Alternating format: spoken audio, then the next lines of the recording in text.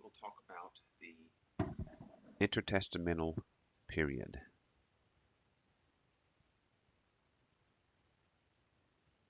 This is the time that we specify from the period of Malachi to the birth of Jesus Christ. Okay, this is considered by some scholars as the silent years because there were no prophets. Malachi, the last prophet of the Old Testament, but until John the Baptist came on the scene, there was no word from the Lord in that sense, no prophetic word. However, during this 400-year time span, much did occur. A lot was taking place. The Lord was uh, preparing culture, society, people, circumstances for the Messiah to come. It's important for us to learn this, not just to make an exercise of investigating history, but to see how the world of the New Testament existed before or as Christ came on the scene. So major periods you'll need to know, the Greek period, and you need to know those dates there. Okay, the Greek period, Jewish self-rule period from 167 to 63 BC, and the Roman period from 63 BC to AD 70. I kind of pulled these dates from Kostenberger, Kellum, and Quarles' book, The Cradle, the Cross, and the Crown, An Introduction to the New Testament. Really helpful text for you. Highly recommend it for your New Testament study. The Greek period, we have three phases there, and I'll go through these fairly briefly. I won't um, expect you to know the three phases of the Greek period here, so I'll kind of summarize them, but they're important to understand because Alexander and the time of the Greek influence, there was a lot that was taking place that led up to uh, Palestine being prepped, so to speak, for the coming of Jesus. So I'll talk briefly about these three phases. Now, when we talk about New Testament history, we begin with Alexander. Now, in your texts that you're reading, they go back to the time of the exile, which was the Babylonian period, and then the Persian period. And we have some information on that, but very little information in terms of the historical development, the historical nature of that time frame. Uh, Scholars do not have much there. However, when we discuss New Testament history, I believe because Alexander exerted such a major influence in terms of language and culture, we start there. Also, Hellenization began because what we see at the time of Christ was a Hellenistic culture. It was Greco-Roman when we talk about that. It, Greco is the Greek aspect of it, and that is so significant because even though Rome was the power of that time, the Greek culture was um, so resonating throughout the culture. It was part of the DNA of the Greek culture even. And what you'll need to know is that Hellenization became the primary force that shaped the culture of the New Testament era. It was Hellenization. It wasn't necessarily that Roman culture, but Roman culture itself was was subjected to the Hellenistic influences. So who was Alexander? Okay, his father was Philip of Macedon. and his father was a military general, very very well accomplished in that way. He invested in Alexander militarily and academically, so he taught him military skills, but also he chose Aristotle, the great Greek philosopher, to be his very personal tutor. So therefore, Alexander had this influence. And so when we look at Alexander's incursions, his conquests, yes, there were military achievements, but the military achievements were really just means for him to spread the Greek culture. That is what I believe to be Alexander's ultimate aim, because Aristotle instilled in him this idea that Hellenism, or Greek culture, Greek language, Greek way of life, needed to be spread throughout the whole world. One world, one language, one culture in that sense. So it is the dissemination of the Greek culture. Alexander really just wanted to make the entire world Greek.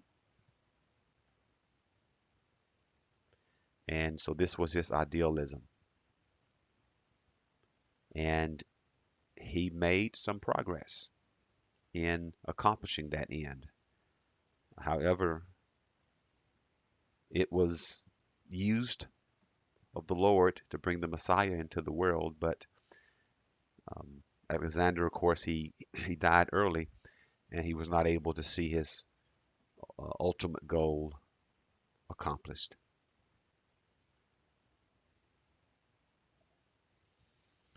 So, what was the threefold strategy of Hellenism? First of all, it was to expand territorial boundaries, and once you, in a sense, make your imperial or your conquest, then what you do is you instill a common language. Okay, that's where we get the word Koine, Greek. So as Alexander's soldiers would conquer these territories, then they would speak the Greek language, and they would um, teach others or impose the language upon others of those conquered territories.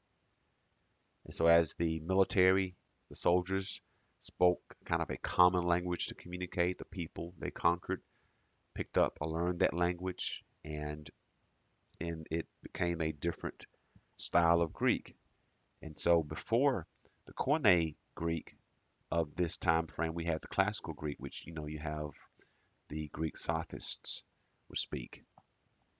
But it eventually gave way to Koine because the language spread so much, and the language lost some of its um, peculiarities and smoothed out a bit, made less complex, and that's where we get the common language. Also, cities. Okay? Cities. We have a intention in our church planting culture in Southern Baptists of reaching cities. Okay, cities are important, and cities were a part of the strategy of Hellenism to become the center of culture. Okay, to be the hub of everything that takes place in a particular area. So this is the threefold strategy of Hellenism. And of course, you'll need to know this. You'll see this on a test in the future. So city development, as we talked about, these three facilities that was installed in a city for the Greek population. Of course, the gymnasium, you may not have known that is even what we see now, the gyms, the places of exercise that we have, those kinds of gatherings or stadiums, theaters, all of that came from Greek culture. Um, and even in our American culture, we see the influence of the Greek culture that has had throughout the millennium. Much contributions to literature. A lot of ancient literature was translated into Greek, like the writings of Homer and others. Also, we have the Septuagint, which was a Greek translation of the Old Testament, done 2nd century BC. Okay.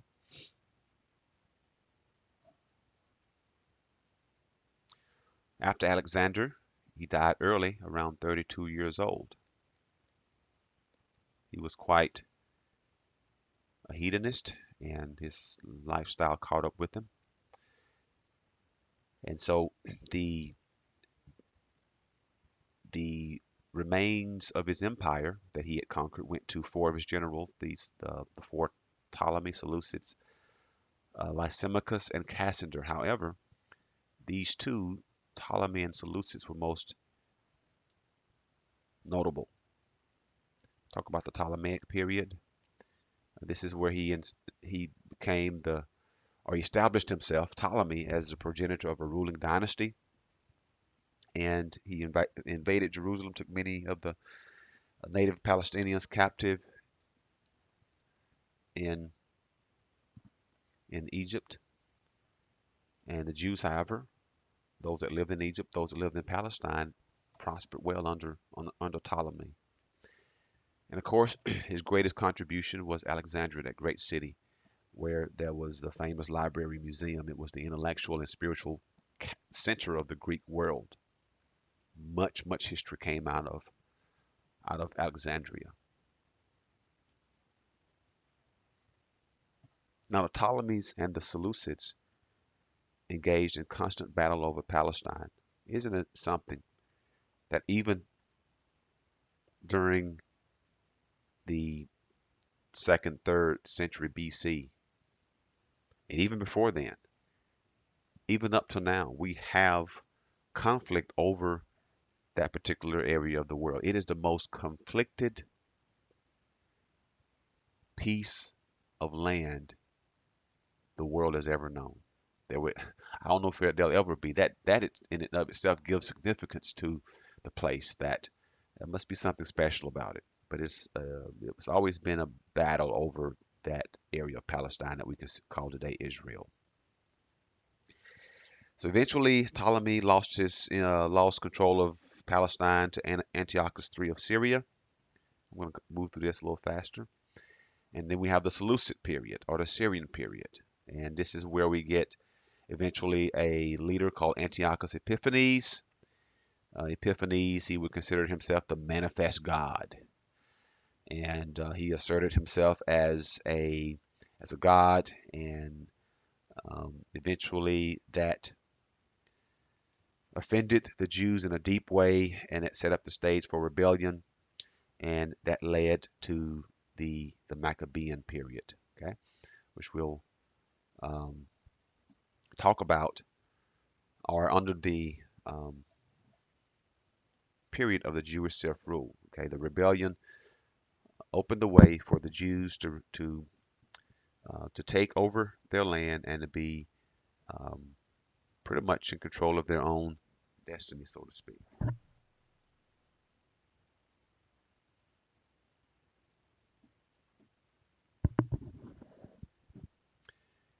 Next, we have the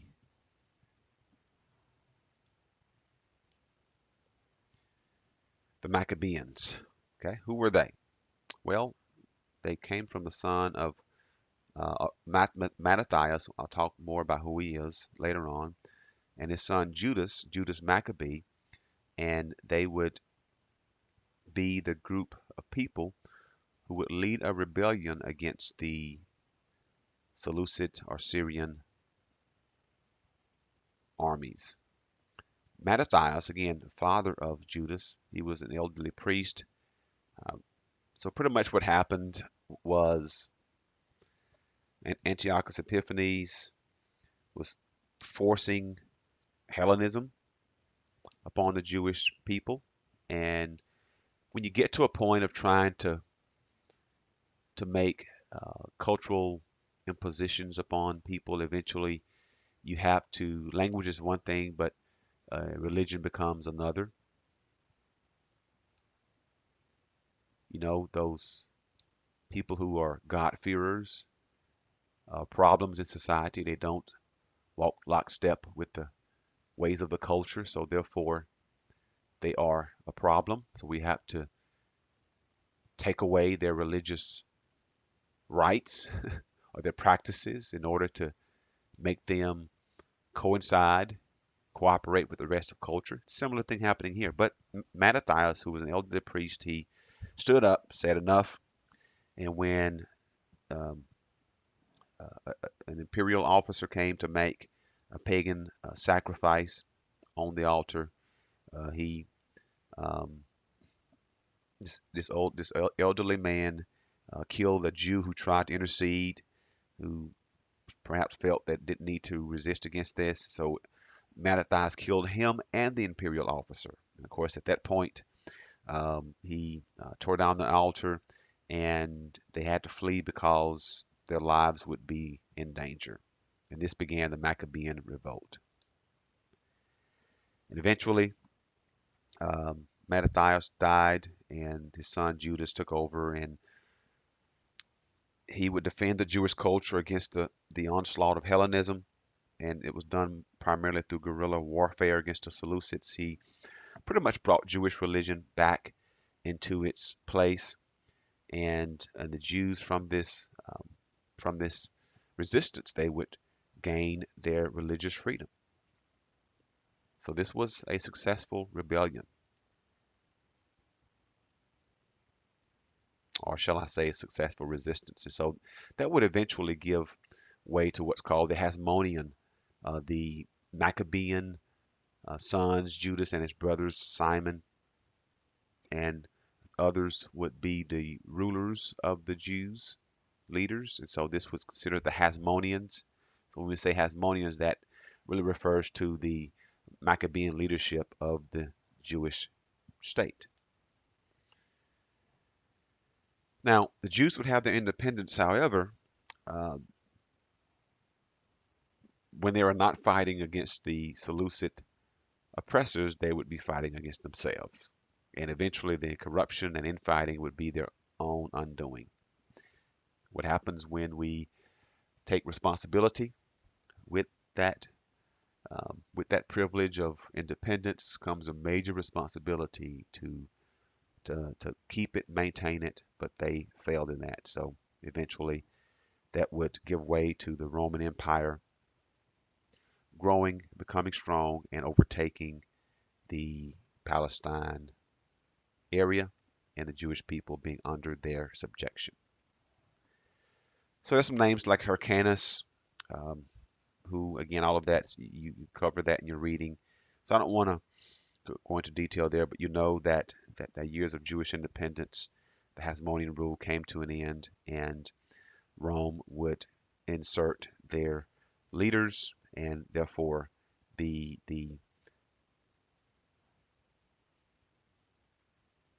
they'd be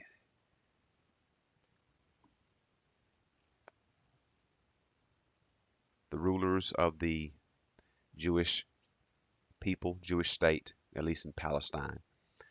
And of course, um, that was problematic in some ways, but nonetheless, it was how the New Testament world came together at the time of Christ. Some key developments uh, during this time, of course, really talking about Herod the Great here. He was the he was the king of the Jews, so to speak, at the time of Christ. But Herod the Great coming into power would occur because of his father Antipater, who was an Idumean, right? He was not a true Jew in a sense. In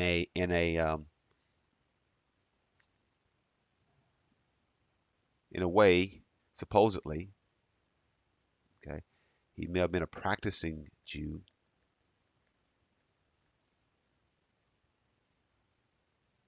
nominally, and that is being generous, but he was not a native Jew. So that in of itself was a problem for many Jews of that time. All the chaos in Palestine would as these things are taking place, these developments, Rome's attention was brought to Palestine because one of the major items of Rome is what's called, okay, okay, we talked about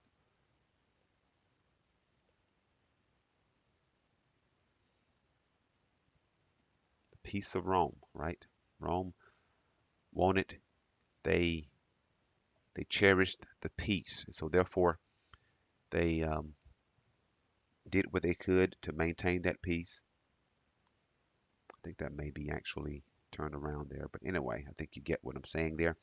And so Antipater, again, who was Herod the Great's father, he urged Hyrcanus, who was one of the leaders at that time, to cooperate with Rome.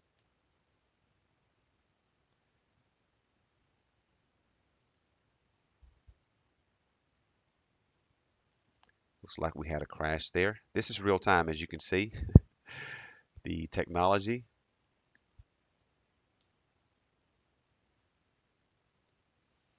Let me scroll down to where we were, so I won't start all over again, have to progress through all those slides.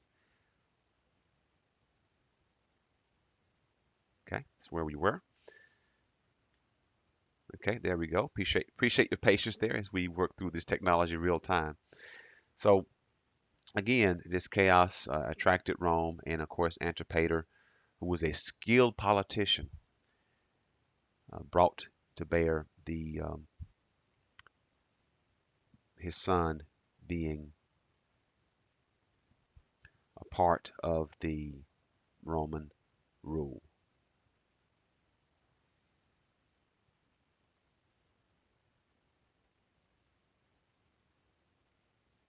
Okay, 63 BC, Pompey extended rule to Rome, a Roman rule to Palestine at least, and three notable rulers during this time. Herod the Great was one of them. You'll need to know Herod the Great because he was, again, he was the king of the Jews at the time of Christ. And others were involved, such as Antipater and his sons. However, um, we want to focus on Herod the Great right now. Okay, who was he? Client king, considered a puppet king under Roman authority. Again, as an Idumean, his non-Jewish background caused resentment among the Jews. He had a capacity for being cruel. You know the story of when he was deceived and by the Magi, and he subsequently slaughtered the children in Bethlehem.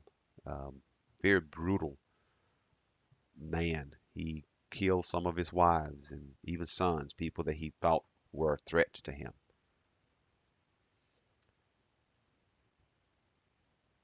So there were three periods of Herodian rule. We have this. You'll need to know this. Okay, when he first came into power, he had some contention with the Pharisees. Now the Pharisees were an offshoot of the Hasidim group that collaborated or partnered with the Maccabean revolt. They were the religious arm of it because, again, this was a religious resistance because part of what the Seleucid or Syrian authority tried to do in imposing Hellenistic culture is to force religion. Antiochus Epiphanes sacrificed, put pagan altars in the temple, and even sacrificed a pig. Okay, so in as a part of trying to um, make religions, bring the Jewish religion back into the fore or part of the culture, you had the Pharisees who were very influential, coming from the Hasidim tradition, And and the Pharisees, however, supported the Hasmonean family. They were very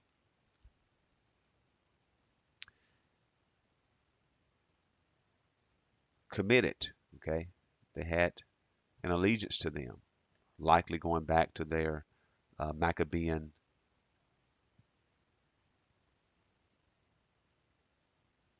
commitments.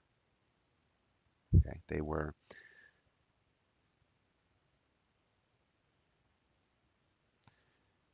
quite loyal to the Maccabeans.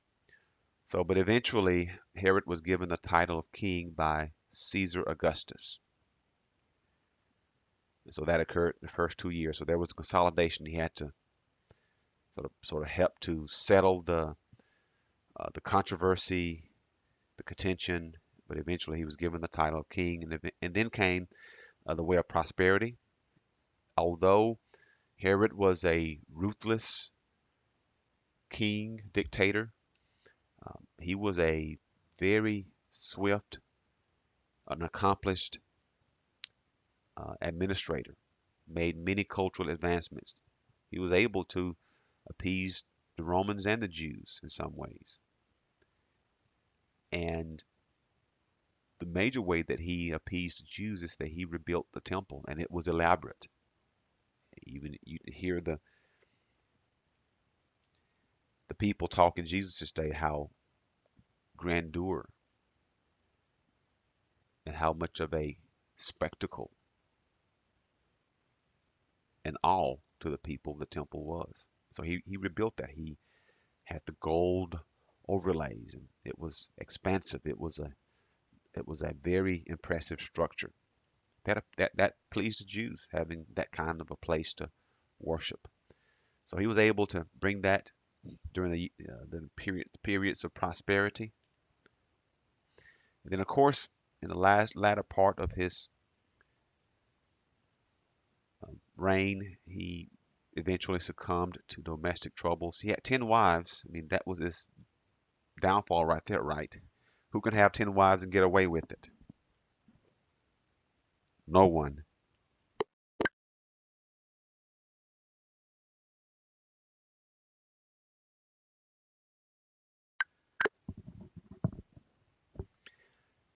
And so each of these wives wanted their sons to inherit the throne. And he would, however, name Antipas as the sole successor. However, again, in the process of all this, he had to kill some of his wives and some sons even that he was suspecting of trying to overthrow him. So very deranged man in his older years. And then again, shortly before his death, he sent the Magi to investigate the birth of this new king of the Jews.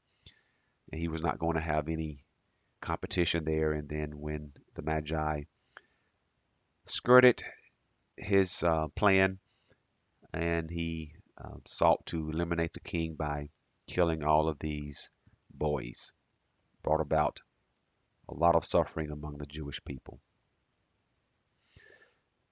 Other local rulers in Palestine, upon his death, of course, we have Archelaus here. He was an ethnarch, in other words, ruler over a Jewish ethnic group. He was the one, the ruler who,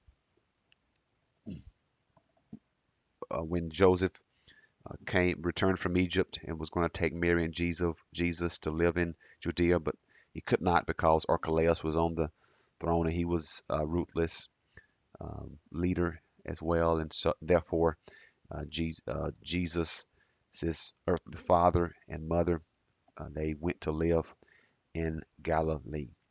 And so after Archelaus' death, what Rome did, changing the leadership structure there, is they would rule Judea through a prefect who would report directly to the emperor, and Pontius Pilate was one of those prefects. It's important to know the other Herods. So Antipas, okay, he was the son of Herod the Great. He was appointed a tetrarch, and that would be ruler of a part, a fourth even of Herod's uh, kingdom, if you were to call it that, but his territory that was under his domain. And so he would be the tetrarch of Galilee, which is important, right? Because that's where Jesus grew up and did much of his ministry. And he reigned from 4 BC to 39 AD, about 43 years. And he was the one who was rebuked by John the Baptist for marrying the wife of his half brother Philip. And Jesus called him that fox in Luke 13:32, which tells us a lot about um, his character, even what the Lord thought about him. And he was the one before whom Jesus would stand during his passion. And eventually, but Jesus did not um, give him or the um, information answers that he was looking for, did not indulge his inquest.